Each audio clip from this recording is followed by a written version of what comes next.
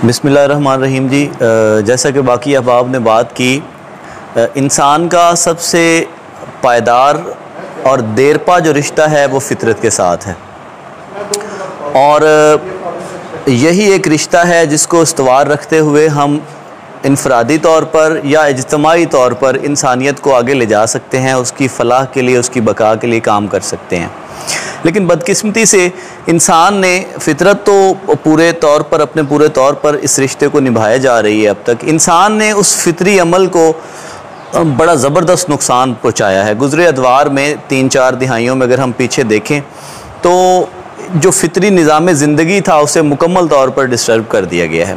फ़ितरत के सबसे बड़े नुमाइंदा दरख्त हैं सब्ज़ा है, तो हमें चाहिए कि हम भी इस रिश्ते को बनाने के लिए, उसे बेहतर करने के लिए, उसे पायदार या मज़बूत करने के लिए अपना किरदार अदा करें। तो उसका सबसे बड़ा जो उस हवाले से अमल है वो प्लांटेशन है। दरख्त लगाएं ताकि हम और हमारी आने वाली नस्लें जो हैं वो इस गैर फितरी ज़िंदगी से महफूज रह सकें।